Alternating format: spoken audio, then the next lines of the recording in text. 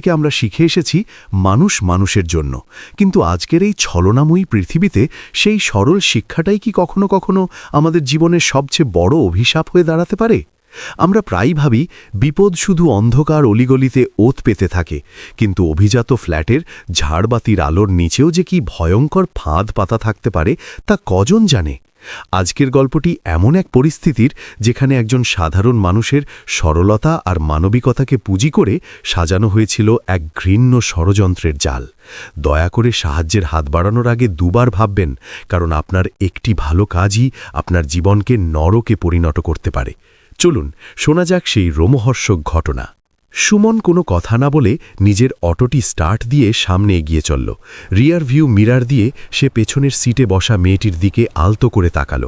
মেয়েটি ক্লান্তিতে সিটে মাথা এলিয়ে দিয়ে চোখ বুজেছিল, আর তার এলোমেলো চুলগুলো মুখের ওপর ছড়িয়ে পড়েছিল। সুমন মনে মনে ভাবল, মাঝে মাঝে অতিরিক্ত ঐশ্বর্যও নেশার চেয়ে মারাত্মক হয়, যা মানুষকে নিজের আসল সত্তা ভুলিয়ে দেয়। প্রায় 15 মিনিট চলার পর অটোটি নিউ টাউনের সিলভার হাইটস আবাসনের গেটের সামনে এসে থামল। আকাশ ছোঁয়া প্রাচীর, নিরাপত্তারক্ষীদের কেবিন আর ভেতরে চওড়া রাস্তার দুপাশে সারিবদ্ধ সবুজ গাছ, সব মিলিয়ে এক আভিজাত্যের ছাপ। সুমন অটো থামিয়ে নম্রভাবে বলল, ম্যাডাম, আপনার গন্তব্য এসে গেছে, ভাড়া হয়েছে 250 টাকা। মেয়েটি অটো থেকে নামার চেষ্টা করতেই তার পা পিছলে গেল। সে পড়ে যেতে ধরলে সুমন তৎক্ষণাৎ অটো থেকে নেমে তাকে ধরে ফেলল। সাবধান ম্যাডাম, আপনি কি একাই উপরে যেতে পারবেন নাকি আমি দিয়ে আসব? মেয়েটি আস্তে আস্তে মাথা নাড়ল। তার মুখে কোনো কথা ছিল না, শুধু চোখের দৃষ্টিতে ছিল গভীর শূন্যতা আর অবসাদ। সুমন অটোটি একপাশে পার্ক করল এবং নিছকই মানবতার খাতিরে মেয়েটিকে সাহায্য করে লিফট পর্যন্ত পৌঁছে দিতে গেল। লিফটের বিশাল আয়নায় দুজনকে স্পষ্টভাবে দেখা যাচ্ছিল, একজন খেটে খাওয়া সামান্য অটোচালক আর অন্যজন বিত্তশালী কিন্তু বিধ্বস্ত এক তরুণী। সেই মুহূর্তে সুমন নিজেকেই মনে মনে বলল, কখনো কারো পরিস্থিতি দেখে হাসতে নেই, কে জানে সে কোন ঝড়ের মধ্যে দিয়ে যাচ্ছে। এটি তার ব্যাগ থেকে চাবি বের করে দরজা খুলল। সুমন বিনীতভাবে বলল, ম্যাডাম, আমার ভাড়াটা মিটিয়ে দিন, আমাকে এখনই বেরোতে হবে, বাড়িতে বাচ্চারা আমার পথ চেয়ে বসে আছে। মেয়েটি ম্লান হেসে উত্তর দিল, ভেতরে এসো, আমি দিচ্ছি। সুমন কিছুটা ইতস্তত বোধ করল। না ম্যাডাম, আমি এখানেই দাঁড়াচ্ছি, ওটাই ঠিক আছে। কিন্তু মেয়েটি তার হাত ধরে ফেলল এবং অনুনয় করে বলল, আর মাত্র 2 মিনিট, আমি ভীষণ ক্লান্ত, একা দাঁড়াতে পারছি না। সুমন কিছুক্ষণ চিন্তা করল, পাছে কোনো বিপদ না হয়, কিন্তু মেয়েটির ওই করুণ অবস্থা দেখে মানবিকতার খাতিরে সে নিঃশব্দে ফ্ল্যাটের ভেতরে পা রাখল। ভেতরে ঢুকতেই সে অবাক হয়ে থমকে গেল। চোখ ধাঁধানো ইতালিয়ান আসবাবপত্র, কাঁচের দেওয়াল, দামি পারফিউমের মাদকতা আর মায়াবী আলো, ঘরের প্রতিটি কোণ যেন বিলাসিতার সাক্ষ্য দিচ্ছিল। সুমন তার জীবনে কখনো এমন রাজকীয় অন্দরমহল দেখেনি। মেয়েটি বলল, একটু বসো। সুমন অস্থির হয়ে বলল, ম্যাডাম, একটু তাড়াতাড়ি করুন, আমাকে যেতে হবে। মেয়েটি খিলখিল করে হেসে উঠল, এত তাড়া কিসের, একটু বিশ্রাম নাও। সে ধীর পায়ে বার কাউন্টারের দিকে এগিয়ে গেল, একটি গ্লাসে পানীয় ঢালল এবং সুমনের দিকে বাড়িয়ে দিল। সুমন সাথে সাথে হাত সরিয়ে নিল। না ম্যাডাম, আমি এসব পান করি না। মেয়েটি হাসল, ভয় পেও না, সামান্য একটুখানি, কেউ জানতে পারবে না। সে এক প্রকার জোর করেই গ্লাসটি সুমনের হাতে ধরিয়ে দিল। সুমন সংকোচ নিয়ে এক চুমুক পান করল, আর সাথে সাথেই তার গলায় তীব্র জ্বালা অনুভব হল। মেয়েটি দ্বিতীয় গ্লাসটিও পূর্ণ করে দিল। এবার সুমনের পা টলতে শুরু করল। ঘরের উজ্জ্বল আলোগুলো তার চোখে ঝাপসা হয়ে আসতে লাগল। সে অস্পষ্ট স্বরে বলল, ম্যাডাম, আমাকে এবার যেতেই হবে। কিন্তু তার আগেই মেয়েটি তার খুব কাছে চলে এলো, এত কাছে যে মেয়েটির গায়ের সুগন্ধ সুমনের নিঃশ্বাসে মিশে যেতে লাগল। সুমনের মাথা চক্কর দিচ্ছিল, চারপাশের শব্দগুলো কেমন যেন অস্পষ্ট হয়ে আসছিল। শেষ মুহূর্তে সে শুধু এটুকুই দেখতে পেল যে মেয়েটি তার দিকে এগিয়ে আসছে, আর তারপর সব কিছু গভীর অন্ধকারে তলিয়ে গেল। যখন তার জ্ঞান ফিরল, জানলা দিয়ে সকালের রোদ ঘরের ভেতরে এসে পড়েছে। সুমনের মাথা যন্ত্রণায় ছিঁড়ে যাচ্ছিল। সে চারপাশে তাকিয়ে দেখল ঘরটা অগোছালো হয়ে পড়ে আছে। সে আতঙ্কিত হয়ে উঠে বসল। সামনের টেবিলে তার মোবাইলটি রাখা ছিল, যার স্ক্রিনে কিছু একটা চলছিল। সে কাঁপা কাঁপা হাতে মোবাইলটি তুলতেই একটি ভিডিও চালু হলো এবং তা দেখে তার পায়ের তলা থেকে মাটি সরে গেল। ভিডিওতে নিজেকে ওই অবস্থায় দেখে সে পাথরের মতো স্তব্ধ হয়ে গেল। তার মুখ ভয়ে ফ্যাকাশে হয়ে গেল, হাতগুলো থরথর করে কাঁপতে লাগল। তার মুখ দিয়ে শুধু একটি বাক্যই বেরোল, হে ঈশ্বর, আমি এ কী করে ফেললাম। আমি তো শুধু সাহায্য করতে এসেছিলাম। সে পাগলের মতো ছটফট করে উঠল। ঘরে সেই মেয়েটি বা অন্য কেউ ছিল না, শুধু পড়েছিল মদের খালি বোতল, ছড়িয়ে ছিটিয়ে থাকা কাপড় আর একটি চূর্ণ বিচূর্ণ বিশ্বাস। সে মোবাইলটি বন্ধ করে টলটলে করে ফ্ল্যাট থেকে বেরিয়ে এলো। নিচে নেমে ভোরের তাজা বাতাস নিতেই তার মাথা আবার ঘুরে উঠল। সে রাস্তার ধারে বসে পড়ল। অনেকক্ষণ পর নিজেকে কিছুটা সামলে সে নিজের অটোর দিকে তাকাল। যেই অটোটি ছিল তার রুজিরুটির একমাত্র অবলম্বন, আজ সেটিকেই তার কোনো অপরাধ আর আতঙ্কের সাক্ষী বলে মনে হচ্ছিল। সে বিড়বিড় করে বলল, হে ভগবান, আমার কি অপরাধ ছিল? আমি তো শুধু মানুষ হিসেবে পাশে দাঁড়াতে চেয়েছিলাম। রাস্তায় রাস্তায় ঘুরে বেড়াল, পরিচিতদের থেকে নিজেকে আড়াল করে পালিয়ে বেড়াল। সন্ধ্যা ঘনিয়ে এলে সে সিদ্ধান্ত নিল, আমি কাউকে কিচ্ছু বলবো না। যদি সুলেখার বাচ্চারা এই কথা জানতে পারে তবে আমার সম্মান ধুলোয় মিশে যাবে। আমি মরে যাব, কিন্তু এই কলঙ্কের কথা কাউকে জানতে দেব না। পরদিন সকালে যখন সে বাড়ি ফিরল, সুলেখা উদ্বিগ্ন হয়ে জিজ্ঞেস করল, সারা রাত কোথায় ছিলে তুমি? বাচ্চারা কত কাঁদছিল? সুমন মিথ্যে অজুহাত দিল, অটোটা খারাপ হয়ে গিয়েছিল, সারা রাত গ্যারেজে আটকেছিলাম। সুলেখা আর বেশি প্রশ্ন করল না, কিন্তু স্বামীর চেহারার ক্লান্তি আর চোখের অজানা ভয় দেখে সে বুঝে নিল যে কোথাও একটা বড় সমস্যা হয়েছে। 3টে দিন কেটে গেল। সুমন যেন নিজের মধ্যেই পাথর হয়ে গিয়েছিল। আগে যে মানুষটা রোজ হাসি মুখে অটো নিয়ে বেরোত, এখন সে যাত্রী দেখলেই এড়িয়ে চলত। প্রতিটি মানুষকে সে সন্দেহের চোখে দেখত। কেউ কি ওই ভিডিওর ব্যাপারে জেনে গেল? মোবাইলের প্রতিটি রিংটোন তাকে আতঙ্কে কাঁপিয়ে দিত। তার চোখের ঘুম উধাও হয়ে গিয়েছিল, খাওয়া দাওয়া প্রায় ছেড়েই দিয়েছিল। চেহারা হয়ে গিয়েছিল মৃত মানুষের মতো ফ্যাকাশে। আর তারপর ৪র্থ দিনে তার সেই দুঃস্বপ্ন সত্যি হল। দুপুরে তার মোবাইলে একটি অচেনা নম্বর থেকে হোয়াটসঅ্যাপ মেসেজ এলো, যদি না চাও যে তোমার ওই ভিডিও ভাইরাল হয়ে যাক আর তোমার পুরো পাড়া, পরিবার ও বাচ্চারা এটা দেখুক, তবে আজ সন্ধেবেলা ৫,০০০ টাকা নিয়ে সিলভার হাইটস অ্যাপার্টমেন্টে চলে এসো। ভিডিওর থাম্বনেল হিসেবে সেই ছবিটাই লাগানো ছিল। সেই অভিশপ্ত রাত, সেই ঘর আর সেই অবস্থায় সুমন। সুমনের শরীরের রক্ত যেন হিম হয়ে গেল। সে হাত থেকে মোবাইলটি ফেলে দিল। তার নিঃশ্বাস দ্রুত হতে লাগল। কপালে বিন্দু বিন্দু ঘাম আর মনে দাউ দাউ করে জ্বলছিল ভয়ের আগুন। সে বুঝতে পারল মেয়েটি এবার তাকে ব্ল্যাকমেইল করছে। কিন্তু সে কি করবে? সে তো সামান্য একজন গরিব মানুষ। দিন এনে দিন খাওয়া সংসারে ৫,০০০ টাকা অনেক বড় ব্যাপার। তবুও সে বাড়িতে মিথ্যে বলল, অটোর কিছু মেরামতির কাজ আছে। আর ঘরে জমানো সামান্য কিছু টাকা নিয়ে সন্ধ্যায় সিলভার হাইটসে পৌঁছল। লিফট দিয়ে উপরে উঠে আবার সেই ফ্ল্যাট নম্বর ৭০২-এর সামনে দাঁড়াল। এখন সে সম্পূর্ণ সুস্থ, মুখে কুটিল হাসি। তার চোখে কোনো লজ্জা নেই, আছে শুধু অহংকার, ধূর্তামি আর লোভ। সে বলল, চলে এসেছ? খুব তাড়াতাড়ি মেনে নিলে তো? সুমন কাঁপা কাঁপা গলায় বলল, ম্যাডাম, আমার খুব বড় ভুল হয়ে গেছে। আমি তো শুধু আপনাকে সাহায্য করতে এসেছিলাম। দয়া করে ওই ভিডিওটা ডিলিট করে দিন। আমার ছোট ছোট বাচ্চা আছে, স্ত্রী আছে, সব ছারখার হয়ে যাবে। নাতাশা তাচ্ছিল্যের হাসি হাসল। ডিলিট? না সুমন, এখন এটাই আমার আয়ের উৎস। সে হাত বাড়িয়ে বলল, টাকাটা দাও। সুমন কাঁপতে কাঁপতে ৫,০০০ টাকা তার সামনে রেখে দিল। নাতাশা বলল, খুব ভালো, এবার যাও, কিন্তু মনে রেখো, প্রতি সপ্তাহে আমার এই টাকাটাই চাই। সুমন বিস্ময়ে হতবাক হয়ে বলল, প্রতি সপ্তাহে? সে ধমক দিয়ে বলল, হ্যাঁ, না হলে ধরে নিও তোমার পাড়ায়, তোমার বাচ্চাদের স্কুলে, তোমার স্ত্রীর আত্মীয়দের মধ্যে সবাইকে এই ভিডিও পাঠিয়ে দেব। তখন তোমার মান সম্মান ধুলোয় মিশে যাবে। সুমনের চোখে জল চলে এলো। সে হাত জোড় করে বলল, দয়া করে এমন করবেন না ম্যাডাম, আমি মরে যাব। কিন্তু নাতাশা নিষ্ঠুরভাবে বলল, মরতে হয়তো মরো, কিন্তু টাকা দিতে দেরি করো না। সেই দিনের পর থেকে সুমনের জীবনটা জীবন্ত নরক হয়ে গেল। প্রতি সপ্তাহে সে টাকার জোগাড় করত, কখনো ধার করে, কখনো অটোর রোজগার থেকে পেট কেটে, কখনো বা ঘরের ছোটখাটো জিনিস বিক্রি করে। কিন্তু মেয়েটির লোভের আগুন বেড়েই চলল। সে প্রতিবার নতুন নতুন দাবি নিয়ে হাজির হতো, কখনো ১০,০০০, কখনো ১৫, কখনো ২৫,০০০। ধীরে ধীরে সুমনের সংসারের হাল খারাপ হতে লাগল।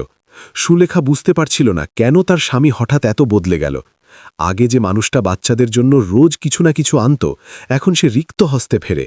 কথায় কথায় মেজাজ হারায়, কখনো গভীর রাত পর্যন্ত বাইরে থাকে, কখনো না বলে উধাও হয়ে যায়।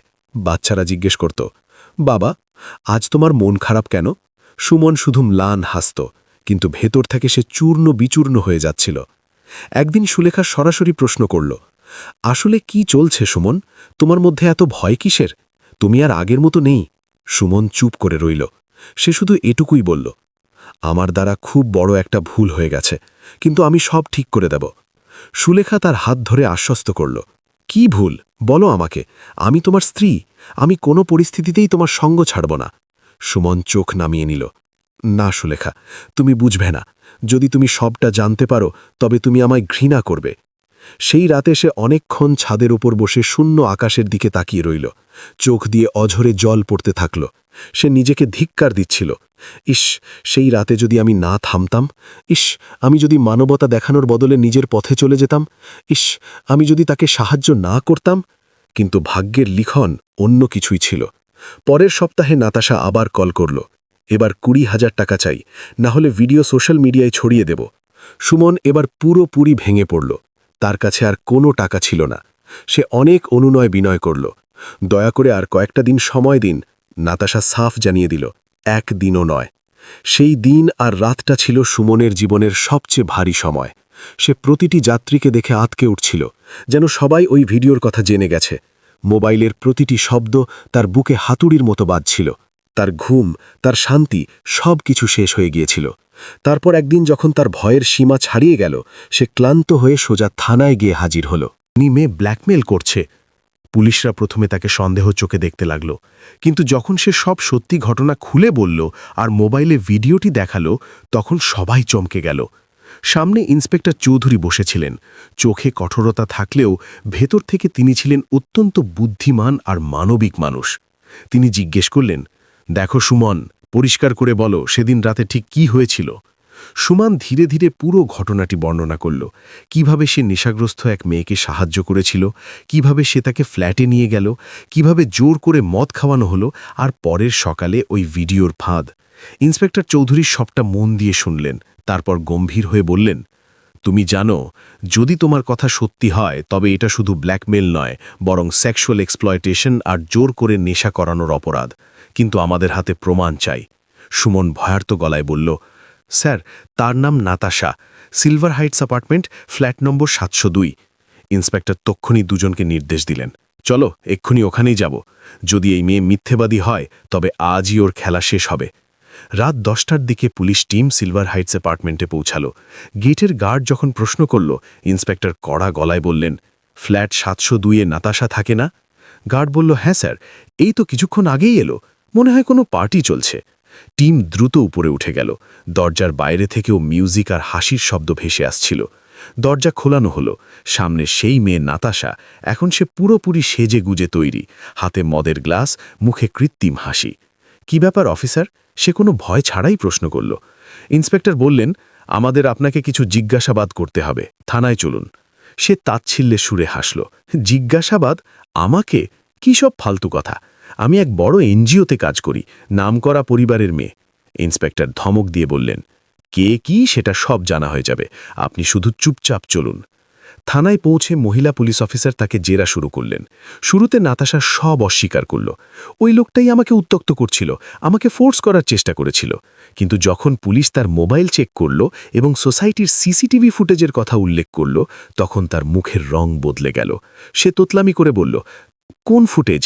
ইন্সপেক্টর ব্যঙ্গ করে হাসলেন, সেটাই যা তোমার বিল্ডিংয়ের ক্যামেরায় রেকর্ড হয়ে আছে, যেখানে দেখা যাচ্ছে তুমি নিজেই তাকে জোর করে ভেতরে নিয়ে যাচ্ছ।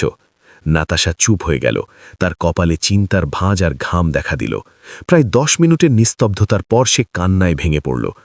স্যার, ভুল হয়ে গেছে, আমি ভয় পেয়ে গিয়েছিলাম, আমি তো শুধু একটু মজার জন্য এসব করছিলাম। ইন্সপেক্টর ধমক দিলেন, মিথ্যে কথা, সত্যিটা বলো।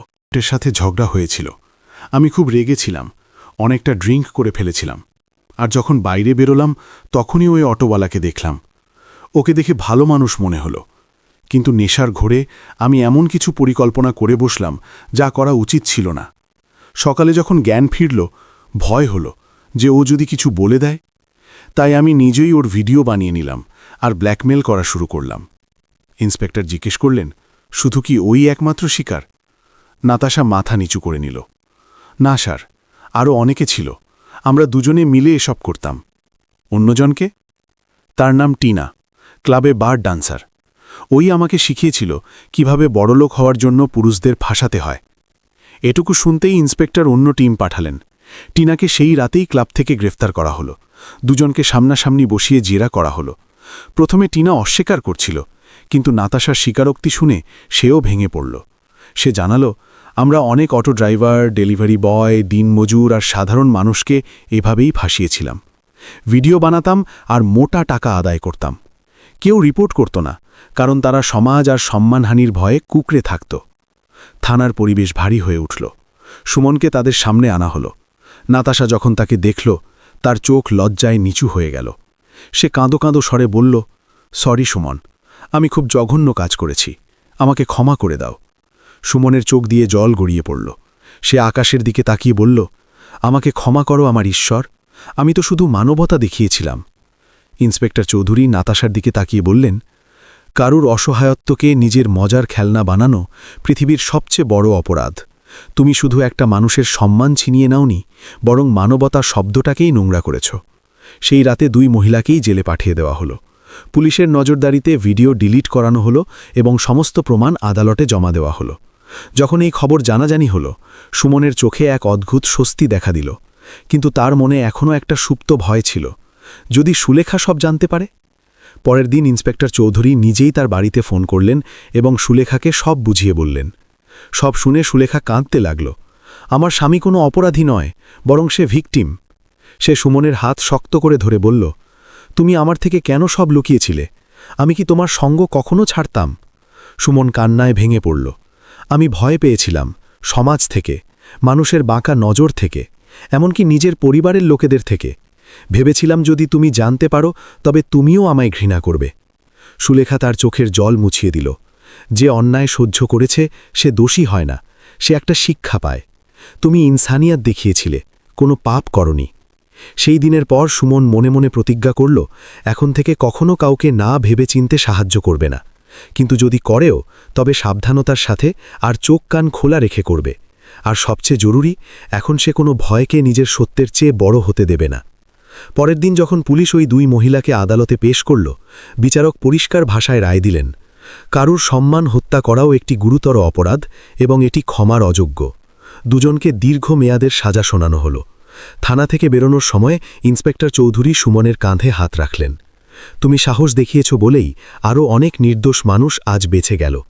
সুমন মাথা নিচু করে বলল, ধন্যবাদ স্যার, এবার জীবনটা আবার নতুন করে শুরু করতে হবে। হয়ে গেছে, কিন্তু সুমনের জীবন এখনও সেই মানসিক ধাক্কা থেকে পুরোপুরি কাটিয়ে উঠতে পারেনি। প্রতি রাতে যখন সে চোখ বন্ধ করত, সেই রাতের দৃশ্য মনে পড়ে যেত। সেই নেশাগ্রস্ত মুখ, সেই ঘর, সেই ভিডিও আর সেই মুহূর্ত যা তার জীবনকে ওলট পালট করে দিয়েছিল। সে বাড়ি ফিরেছিল ঠিকই, কিন্তু এখন আর আগের মতো প্রাণ খুলে হাসত না। সুলেখা তার স্বামীর প্রতিটি নীরবতা অনুভব করত। সে জানত আঘাত শরীরে লাগেনি, লেগেছে বিশ্বাসে আর আত্মায়। এক সন্ধ্যায় যখন সূর্য ডুবছিল, সুলেখা তার কাছে এসে বলল, শোনো সুমন, কতদিন আর এভাবে থাকবে? ভুল তো তোমার ছিল না, যা ঘটে গেছে তা মনে করে নিজেকে আর শাস্তি দিও না। সুমন ম্লান স্বরে বলল, সুলেখা, তুমি বুঝবে না, সেই রাতে শুধু আমার শরীর নয়, আমার বিশ্বাসও ভেঙে গেছে। আমি এখন মানুষের নজরকে ভয় পেতে শুরু করেছি। এখন যে কোনো মহিলাকে দেখলে ভয় হয়, পাছে আবার ফাঁসিয়ে না দেয়। সুলেখা আলতো করে তার হাত ধরল, ভয় পেও না, এটাকে শিক্ষা হিসেবে নাও। এখন তুমি জানো যে বাইরের সব চাকচিক্য সত্যি হয় না, কিছু চেহারা হাসি মুখেও বিষ দিয়ে যায়। আর সবচেয়ে বড় কথা, তুমি একা নও, আমি আছি, বাচ্চারা আছে, আমরা সবাই তোমার সাথে আছি। সুমনের চোখে জল এসে গেল। সে বলল, যদি সেদিন তুমি আমার পাশে না দাঁড়াতে, তবে হয়তো আমি বাঁচতামই না। সুলেখা হাসল, আমি তোমার স্ত্রী, তোমার অর্ধাঙ্গিনী। তোমার ভুল এটা ছিল না যে তুমি কাউকে সাহায্য করেছ, ভুল এটা ছিল যে তুমি সত্যটা লুকিয়ে রেখে তিলে তিলে শেষ হচ্ছিলে। সেই রাতে দুজনে অনেকক্ষণ কথা বলল। ধীরে ধীরে সেই ভয় যা সুমনের মনে বাসা বেঁধেছিল তা গলতে শুরু করল। সুলেখা উৎসাহ দিয়ে বলল, এখন আবার ওই অটো নিয়ে বেরো, ওই রাস্তাগুলোই দেখো, ওই মানুষের সাথেই মেশো। ভয়কে হারানোর একটাই রাস্তা, তার চোখে চোখ রেখে মুখোমুখি হওয়া। পরের দিনই সুমন নিজের অটোটি ভালো করে পরিষ্কার করল, নতুন গদি লাগালো আর রাস্তায় বেরিয়ে পড়ল। শুরুতে প্রত্যেক যাত্রীকে দেখে সে ঘাবড়ে যেত, কিন্তু ধীরে ধীরে তার চোখে হারানো আত্মবিশ্বাস ফিরে আসতে লাগল। মানুষ আবার তাকে চিনতে শুরু করল। আরে সুমন ভাই, কোথায় ছিলেন এতদিন? সে শুধু হাসত। একটু ভুল লোকেদের পাল্লায় পড়ে গিয়েছিলাম, এখন সব ঠিক আছে। কয়েক সপ্তাহ পর যখন সবকিছু একটু স্বাভাবিক হলো, একদিন সে আবার সেই জায়গাটি দেখল, সেই সিলভার হাইটস অ্যাপার্টমেন্ট, যেখানে তার জীবনের মোড় ঘুরে গিয়েছিল। অটো চালাতে চালাতে সে সেই বিল্ডিংয়ের দিকে তাকালো আর মৃদু স্বরে বলল, এখন আর ভয় লাগে না, শুধু প্রার্থনা করি যেন অন্য কেউ আর এই জালে না ফাঁসে। তার মুখে একটা প্রশান্তির ছাপ ছিল। সুলেখাও এখন ঘর সামলে নিয়েছে, বাচ্চারা স্কুলে যেতে শুরু করেছে, আর জীবন ধীরে ধীরে স্বাভাবিক ছন্দে ফিরছে। সুমন, তোমার এই কেস অনেক মানুষকে সাহস জুগিয়েছে। এখন অনেক গরিব মানুষ এসে নিজেদের অভিযোগ নির্ভয়ে নথিভুক্ত করাচ্ছে। সুমন বিনয়ের সাথে বলল, স্যার, যদি আমি ভয় পেতাম তবে এসব কখনো সামনে আসতো না। ভাগ্যিস আপনি আমাকে অপরাধী ভাবেননি, আমার কথা বিশ্বাস করেছিলেন। ইন্সপেক্টর হেসে বললেন, কখনো কারুর দারিদ্র্যকে তার দুর্বলতা মনে করতে নেই। অনেক সময় যারা সাধারণ দেখায় তারাই সবচেয়ে মজবুত হয়। তুমি সাহস দেখিয়েছ বলেই আজ অনেক পরিবার সুরক্ষিত।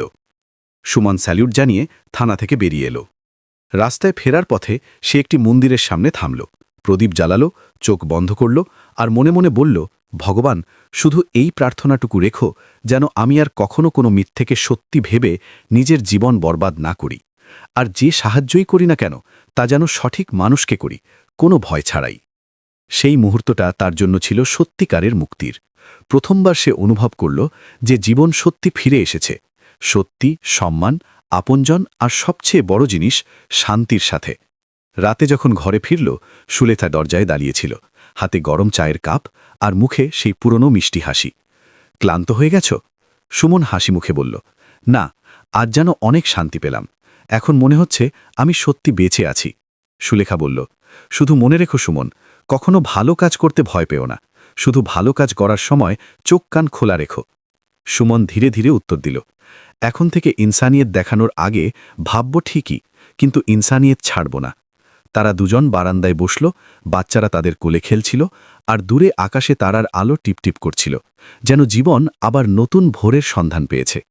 বন্ধুরা, এই কাহিনী থেকে শুধু একটাই কথা বুঝুন, দুনিয়ায় খারাপ লোকেরা মাঝে মাঝে নিষ্পাপ চেহারার আড়ালে লুকিয়ে থাকে, কিন্তু তার মানে এই নয় যে ভালো কাজের উপর সন্দেহ করতে হবে। বরং জরুরি হল ভালো কাজ করার সময় বুদ্ধিমত্তা খাটানো, কারণ প্রত্যেক সাহায্যকারী মানুষ ভগবান হয় না, আর প্রত্যেক হাসি মুখের চেহারাও সত্যি হয় না।